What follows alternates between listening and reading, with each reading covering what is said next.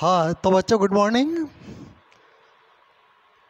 देखिए कल mall concept के न्यूमेरिकल्स हम क्लास में डिस्कस कर रहे थे। अब वो मॉल के 3 फार्मूले कई बार रिपीट कर चुके, हम बार बार अपन देख चुके। अब उनको दोबारा हमको लिखने की नीड नहीं है, ज़रूरत नहीं है, सबको याद हो गए होंगे। सबको उन फार्मूलों को कैसे काम में लेंगे क्लियर हो चुका होगा। उसके आगे की बात करते हैं। देखिए कल की क्लास में हम एक टर्म डिस्कस कर रहे थे कि density of gas. Density of gas 8 NTP। यहाँ पर हमने कल की क्लास छोड़ी थी। अच्छा, गैस की डेंसिटी 8 NTP, क्या डेंसिटी भी आपके टेम्परेचर और प्रेशर पर डिपेंड करेगी क्या? तो बिल्कुल करेगी। यदि वो गैस की है तो सॉलिड की नहीं करेगी, लिक्विड की नहीं करेगी। बट यदि डेंसिटी गैस की है तो density will depend on temperature and pressure. ऐसा इसलिए है क्योंकि डेंसिटी जो होती है ना वो आपकी होती है मास अपॉन वॉल्यूम।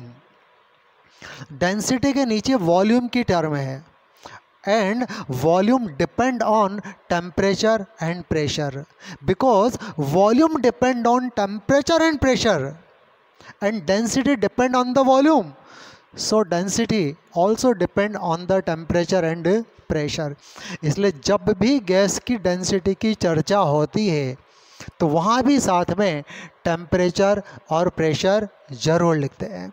अच्छा, डेंसिटी क्या होती है? Mass upon volume. हम मास की जगह क्या लिख लेते हैं? Molar mass. मोलर मास जिसके बारे में कल हमने डिस्कस किया था। वॉल्यूम की जगह पर हम लिख लेते हैं मोलर वॉल्यूम। ये मोलर वॉल्यूम। अच्छा, मोलर मास की मैथमेटिकल वैल्यू किसके बराबर होती है?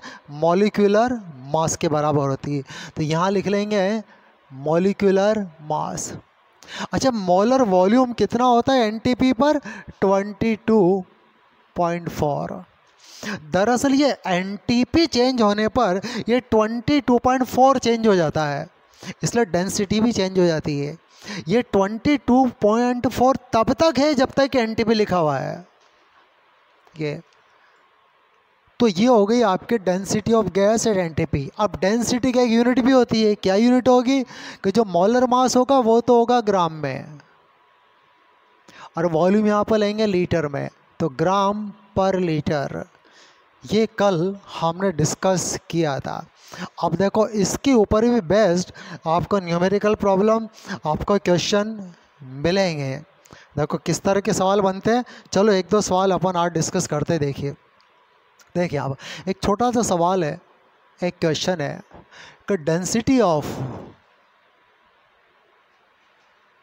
Gas 8 NTP is 2.86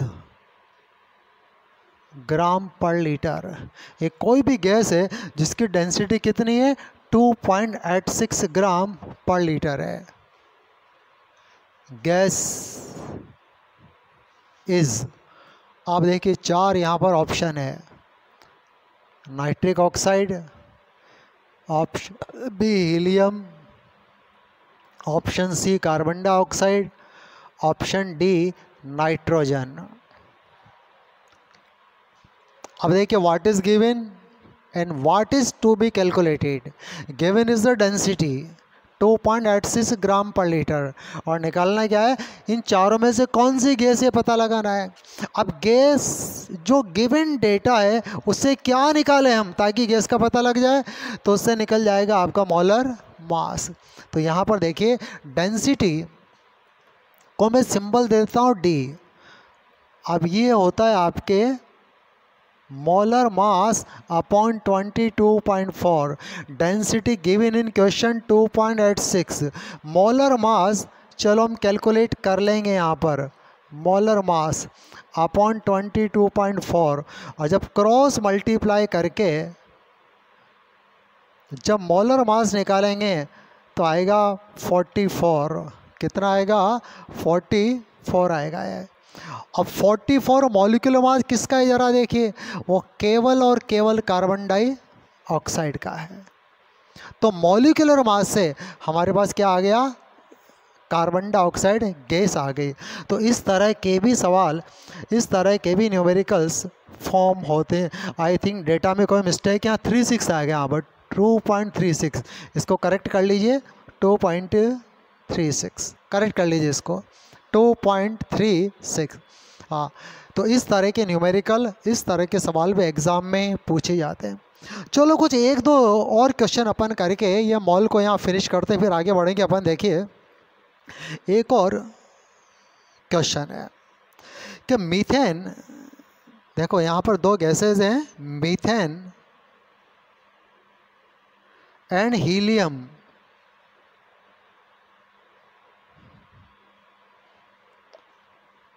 of equal मास।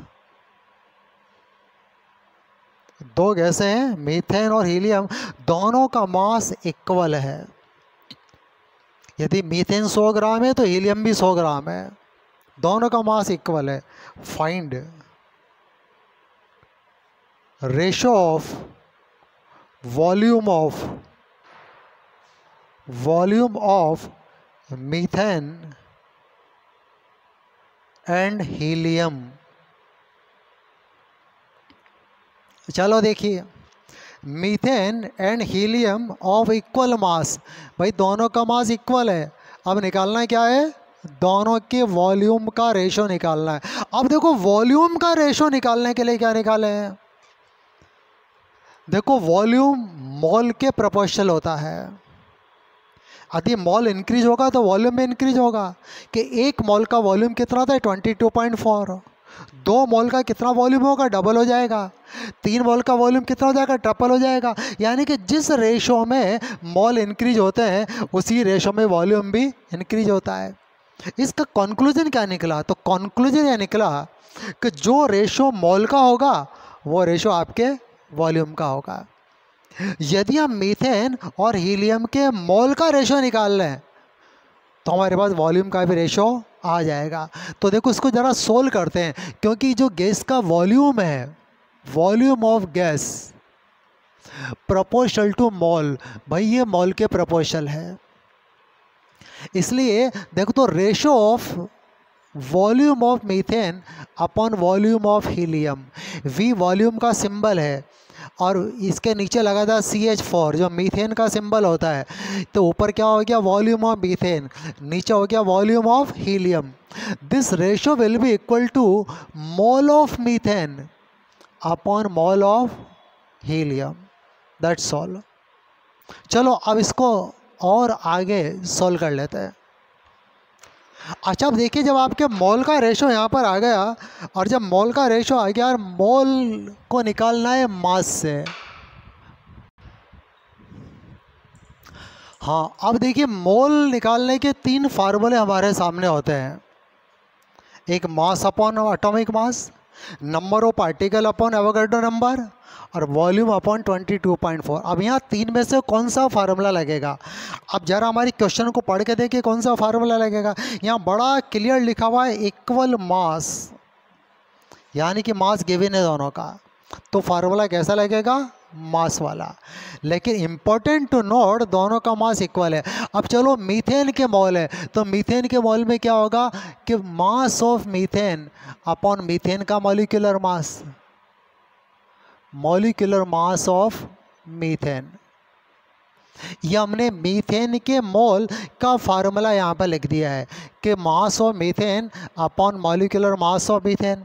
अच्छा डिवाइड का मार के हम डिवाइड को कन्वर्ट कर देते हैं मल्टीप्लाई में, और जब डिवाइड को मल्टीप्लाई में कन्वर्ट करेंगे तो आपके ये जो आपके ये टर्म उलट जाएगी, टर्म इन्वर्स हो जाएगी। अब नीचे क्या आना चाहिए, देखिए नीचे आना चाहिए कि mass of helium upon atomic mass of helium. अब इसकी जगह क्या आएगा, atomic mass of helium upon mass of helium. ये टर्म को हमने उल्टा क्यों करके लिखा, क्योंकि डिवाइड कीजिए हमने लगा यहाँ पर मल्टीप्लाई।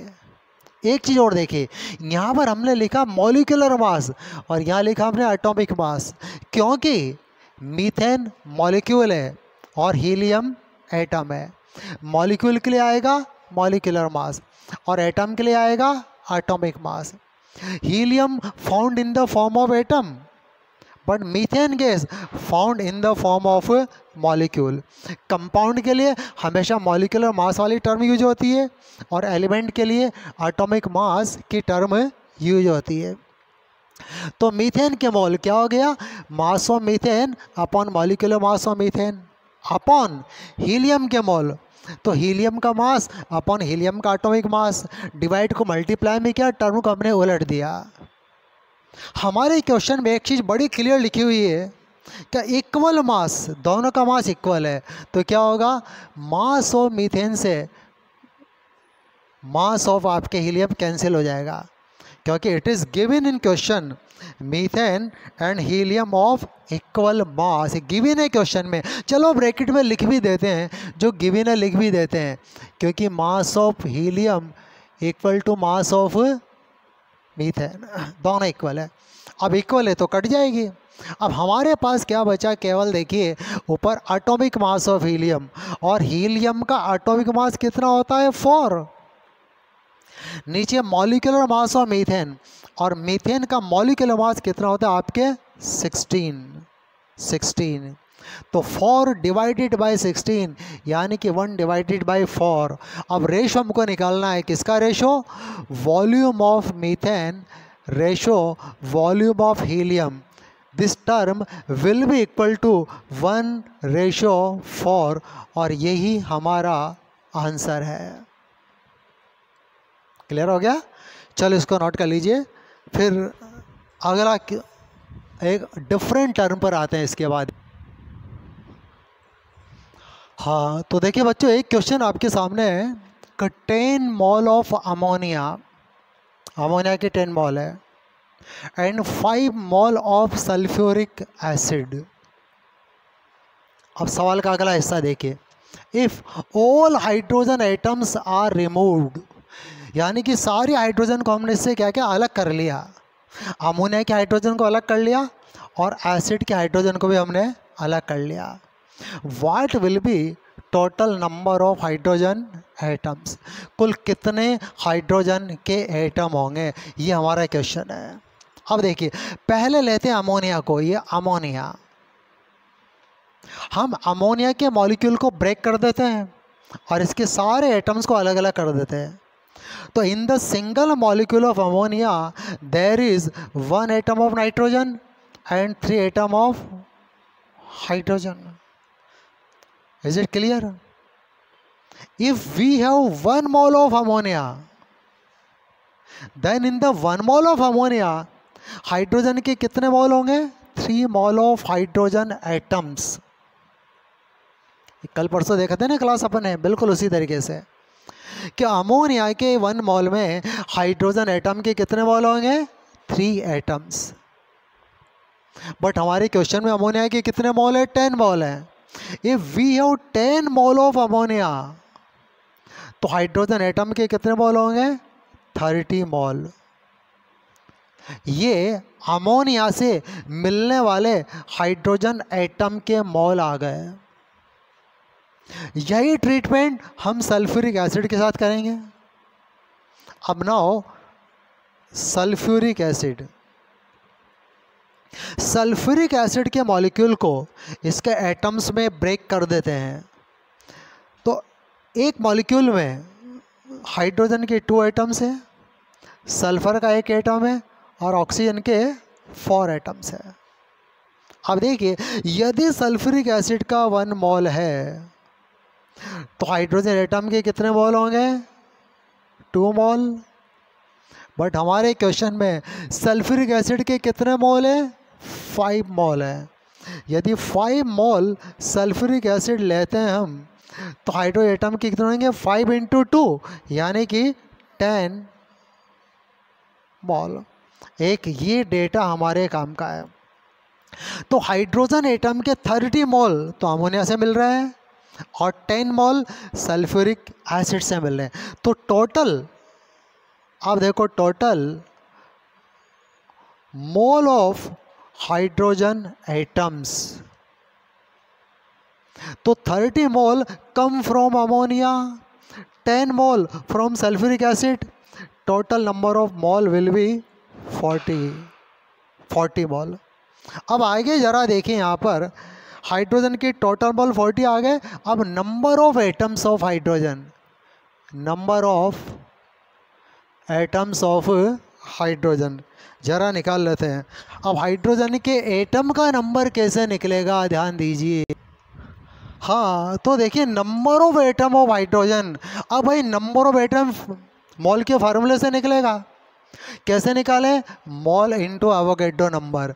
तो mall of hydrogen atom into Avogadro number. Hydrogen atom की कितने मॉल हैं, 40, ये 40। चलो एवोगैड्रो नंबर की भी वैल्यू लिख देते हैं।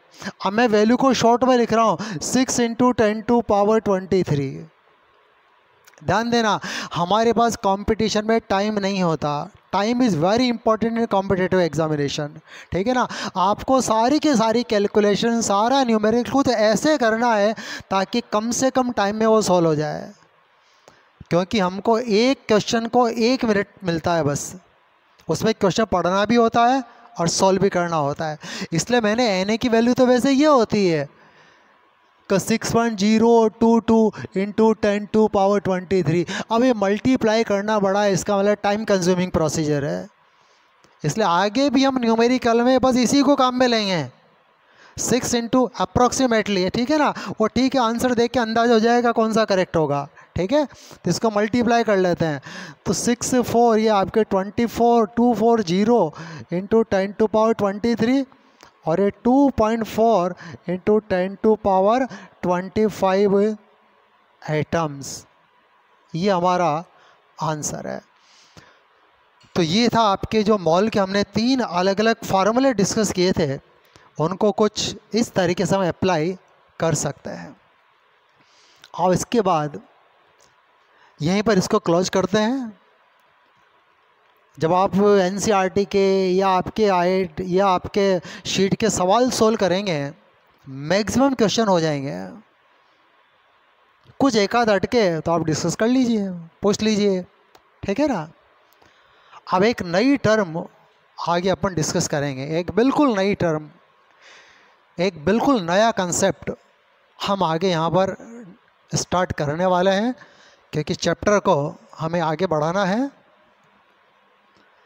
देखो नई टर्म कुछ इस तरीके से है, मास percent of element in compound. Mass percent of element in compound. अच्छा, पहले इस सेंटेंस का मतलब समझिए आप। पहले इसको आप कॉपी में नोट कर लीजिए, फिर सेंटेंस को देखते हैं कि mass percent of element in compound. इस सेंटेंस का मतलब क्या होता है, देखिए। देखो कंपाउंड में एक से ज़्यादा तरह के एलिमेंट होते हैं, लेकिन कंपाउंड में उन एलिमेंट का मास परसेंट कितना है। जैसे कि वाटर में 2 एलिमेंट हैं, हाइड्रोजन और ऑक्सीजन। यदि आपको 100 ग्राम वाटर दे दिया जाए, 100 ग्राम वाटर पानी में तरह तौल के दे दिया जाए, तो 100 ग्राम पानी में कितने ग्राम हाइड्रोजन होगी और कितने ग्राम ऑक्सीजन होगी। तो 100 ग्राम वाटर में, 100 ग्राम वाटर में हाइड्रोजन गैस के जितने ग्राम होंगे वो क्या आएगा, हाइड्रोजन का मास परसेंट। और 100 ग्राम वाटर में ऑक्सीजन के जितने ग्राम होंगे वो होगा ऑक्सीजन का मास परसेंट। देखो what is the meaning of percent. ये परसेंट का मतलब क्या होता है, परसेंट का मतलब होता है आउट ऑफ 100। 100 में से जब हम कोई कैलकुलेशन करते हैं, हम इसको क्या बोलते हैं, परसेंट। 100 कि 100 में से कितना है, कि 100 में से कितना है। जैसे परसेंटेज प्रॉफिट निकालते हो, परसेंटेज लॉस निकालते हैं अपन, वैसे यहाँ क्या कर रहे हैं, कंपाउंड में एलिमेंट का मास परसेंट निकाल रहे हैं हम। किताबों में ये वेट परसेंट भी लिखा होता है। मास और वेट परसेंट मैथमेटिकली एक ही डेटा आएगा, दोनों का अलग अलग नहीं आएगा, क्योंकि परसेंटेज में है ये। तो किसी भी कंपाउंड में किसी भी एलिमेंट का जो मास परसेंट होगा वही वेट परसेंट भी होता है। तो यहाँ पर आप बिल्कुल कंफ्यूज ना हो, मैंने टर्म क्या लिखी है, मास percent of element in compound. इसका एक ही मतलब है कि 100 ग्राम कंपाउंड में किसी एलिमेंट का मास कितना है, वो होगा मास percent of that element in that compound. अब ज़रा इस टर्म को अपन डिफाइन करते हैं, इसकी डेफिनेशन को लिखते हैं, ठीक है ना। तो देखिए मास ऑफ एलिमेंट, इसका मतलब ये हुआ कि mass of element present in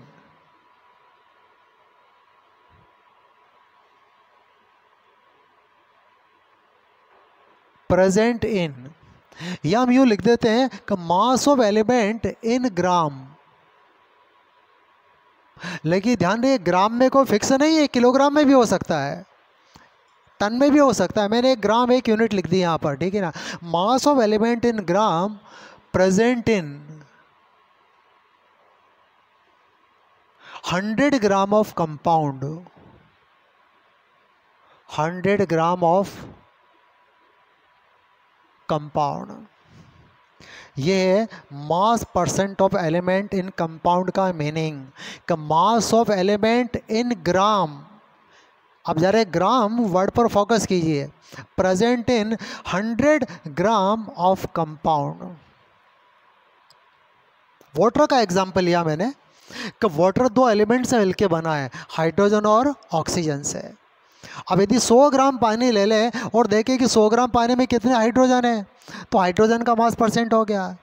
फिर हमने 100 ग्राम पानी में ऑक्सीजन का वेट निकाला, मास निकाला, तो ऑक्सीजन का मास परसेंट हो गया। अच्छा ग्राम का मतलब क्या है, देखिए देखो ग्राम की जगह किलोग्राम भी ले सकते हैं हम यहाँ पर, तो फिर कंपाउंड का वेट भी क्या आ जाएगा, किलोग्राम में। यदि एलिमेंट को ग्राम में लेंगे तो कंपाउंड को भी ग्राम में लेंगे, यदि एलिमेंट को यदि हम टन में लेंगे तो कंपाउंड को भी टन में ले लेंगे। अच्छा ये जो कैलकुलेशन है मोल कंसेप्ट से करनी है हमको, और मोल कंसेप्ट का कनेक्शन ग्राम से है, किलोग्राम से नहीं है। सारी कैलकुलेशन का बेस क्या है, मोल कंसेप्ट। अच्छा मोल कंसेप्ट की यूनिट क्या है, ग्राम, किलोग्राम नहीं है। जैसे कि 12 ग्राम कार्बन को 1 मोल कहेंगे हम, 12 किलोग्राम कार्बन को 1 मोल नहीं होगा। 12 ग्राम carbon will B 1 mole carbon, 12 kilogram carbon वो 1 मोल कार्बन के इक्वल नहीं है। इसलिए मैंने यहाँ ग्राम को स्पेशली सेलेक्ट किया है। बट यहाँ ग्राम की जगह किलोग्राम भी आ सकता था, टन भी आ सकता था, क्विंटल भी आ सकता था, but specially we select the gram because mole is related with gram, mole is not related with kilogram and other units. इसलिए स्पेशली मैंने यहाँ पर ग्राम लिखा है, बट कैलकुलेशन में किलोग्राम और अदर यूनिट भी काम में ली जा सकती है, बस ये ध्यान रखना है जी। अब ज़रा कैलकुलेशन कैसे करेंगे, एक एग्जाम्पल से इसको समझते हैं। देखिए एक कंपाउंड लेते हैं ग्लूकोज, एक कंपाउंड लिया ग्लूकोज। अच्छा ग्लूकोज का फार्मूला होता है देखिए C6H12O6, ये ग्लूकोज का मॉलिक्यूलर फार्मूला है। अच्छा ग्लूकोज में कितने तरह के एलिमेंट है, 3 तरह के एलिमेंट है, एक carbon, hydrogen, oxygen. Glucose is made from 3 different element, carbon, hydrogen and oxygen. First we will break the molecule of glucose in different element। यदि ग्लूकोज के सिंगल मॉलिक्यूल का ब्रेक डाउन करेंगे, we will find 6 atom of carbon, 12 atom of hydrogen and 6 atom of oxygen। It is simple dissociation of molecule of glucose। अब क्या करें, अब हम निकालेंगे ग्लूकोज का मॉलिक्यूलर मास, क्योंकि निकालना तो मास परसेंट है ना। कैसे निकालते हैं मॉलिक्यूलर मास, एटॉमिक मासेस को ऐड करके। कंपाउंड में मॉलिक्यूल में जो भी एटम्स हैं सबके एटॉमिक मासेस को ऐड करके हम क्या निकालते हैं, मॉलिक्यूलर मास।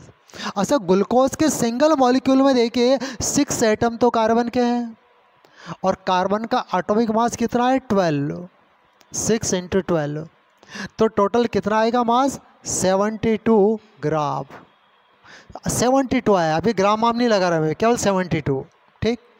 अच्छा, हाइड्रोजन के कितने एटम्स है? 12, और हाइड्रोजन का एटॉमिक मास है 1, तो कितना आ गया आपके पास? 12। ऑक्सीजन के एटम है 6 और एटॉमिक मास है 16, टोटल कितना होगा? 96। अब यदि 72 प्लस 12 प्लस 96 तीनों को ऐड करेंगे तो एक नंबर मिलेगा 180, और ये नंबर ग्लूकोज का मॉलिक्यूलर मास है। ये तो मॉलिक्यूलर मास है, बाकी इधर क्या है? एटॉमिक मास है। इसकी प्रीवियस क्लास में हमने पढ़ा भी है कि मॉलिक्यूलर मास को कैलकुलेट करने के लिए हम एटॉमिक मासेस को जोड़ देते हैं, एडिशन कर देते हैं, और वही हमने यहाँ पर किया भी है। 180 is the molecular mass of glucose.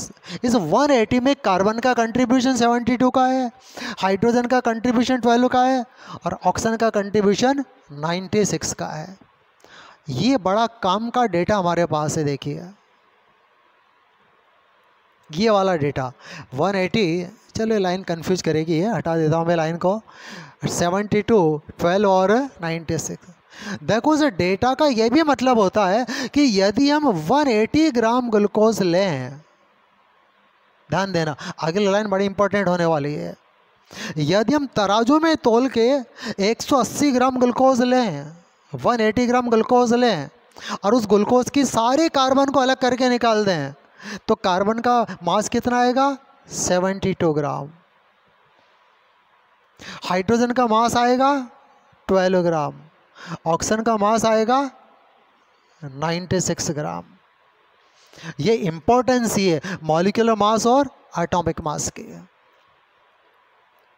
बस ये बड़ा इंपॉर्टेंट डेटा हमारे सामने आया है जो कि एटॉमिक मास और मॉलिक्यूलर मास से हमने निकाला है।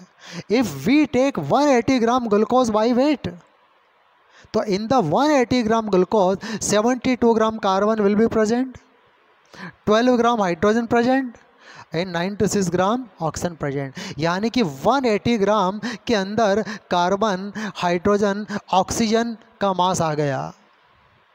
और परसेंटेज में कितने ग्राम में निकालेंगे? 100 ग्राम में से। अब आगे यूनिटरी प्रिंसिपल काम में ले लेंगे हम। कैसे? देखिए इस तरीके से कि 180 gram glucose contain 72 gram of carbon. अच्छा देखिए 72 को मैं 72 ना लिख कर कैसे लिखता हूँ? 6 इंटू 12 ग्राम ऑफ कार्बन। अब आपका हिसाब दोनों का मतलब तो एक ही है। आप 6 इंटू 12 लिखे, 72 लिखे, मतलब तो एक ही है। बट जब आगे हम फार्मूला बनाएंगे थ्योरी से, वहाँ पर ये टर्म हमारे काम आएगी। अभी तो मैं आपको सिंपल बता रहा हूँ कि 180 ग्राम ग्लूकोज में 72 ग्राम कार्बन है, बट मैंने 72 को 72 नहीं लिखा है। कैसे लिखा है? 6 इंटू 12। अब ये लिखा क्यों, ये अभी बाद में काम आएगा। अभी तो आप इसको ये ऐसा रहने दीजिए, ठीक है। देयरफॉर 1 ग्राम ग्लूकोज कंटेन कितना आएगा? 6 into 12 upon 180 gram of carbon. यहाँ तक क्लियर? यूनिटरी प्रिंसिपल लगा दिया। अब जो डेफिनेशन है मास परसेंट की, उसमें ग्लूकोज कितना लेना पड़ेगा? 100 gram. 100 gram compound, then 100 gram glucose contain 6 into 12 into 100 upon, ये 180 है, ये 180 gram of carbon. That's clear. जब इसको सॉल्व करेंगे तो कितना आएगा? 40 ग्राम। इसका मतलब क्या हुआ कि 100 ग्राम ग्लूकोज में कार्बन का वेट कितना है? 40 ग्राम। तो कार्बन का वेट परसेंट क्या आएगा? 40%। तो देखिए मास परसेंट ऑफ कार्बन, मैं परसेंट का साइन काम में ले लेता हूँ। मास percent of carbon in glucose वो आ जाएगा 40%। एक आंसर तो हमारा ये हो गया। लेकिन ध्यान रहे, मैंने 72 की जगह टर्म कौन सी काम में ली है, 6 × 12। अभी इसको ध्यान रखना बस, क्योंकि आगे काम आने वाली है। तो ग्लूकोज में कार्बन का मास परसेंट आ गया, दैट्स ऑल। इसी तरीके से ग्लूकोज में हाइड्रोजन का भी मास परसेंट हम निकालेंगे, और इसी तरीके से ऑक्सीजन का भी निकालेंगे। चलो हाइड्रोजन का निकालते हैं, देखिए। चलो देखिए, तो 180 ग्राम ग्लूकोज कंटेन, चलो हाइड्रोजन कितने ग्राम है, 12 ग्राम। लेकिन मैं 12 को 12 नहीं लिखूंगा, क्या लिखूंगा, 12 × 1। तो देखिए, कंटेन 12 × 1 ग्राम ऑफ हाइड्रोजन। अब मैं डायरेक्ट लिख देता हूँ 100 ग्राम, डायरेक्ट कर दें या पहले 1 करें, 100 से काम चल जाएगा ना। हाँ, बहुत किया ऐसा 9, 10 में कैलकुलेशन। तो कितना आएगा, 12 × 1 × 100 अपॉन 180 ग्राम ऑफ हाइड्रोजन। इसको जब सोल्व करेंगे आंसर आएगा 6.67 ग्राम। तो अब क्या हुआ देखिए, मास परसेंट ऑफ हाइड्रोजन कितनी आएगी, 6.67%। एक आंसर ये हो गया। अब जरा ऑक्सीजन के लिए देखते हैं, ध्यान दीजिए। अगेन ऑक्सीजन के लिए कि 180 ग्राम ग्लूकोज कंटेन, अब ऑक्सीजन कितनी है, 96 ग्राम। बट 96 को लिखेंगे 6 × 16, तो क्या जाएगा, 6 × 16 ग्राम ऑफ ऑक्सीजन। अगेन 100 ग्राम, मैं डायरेक्ट लिख रहा हूँ 100 gram glucose contain 6 × 16 × 100 upon 180 gram oxygen. इसको जब सोल्व करेंगे आंसर आएगा 53.33 ग्राम। अब यहाँ पर क्या आ गया देखिए ज़रा, कि मास परसेंट ऑफ ऑक्सीजन, ये आ जाएगा आपके 53.33%। एक आंसर ये आ गया।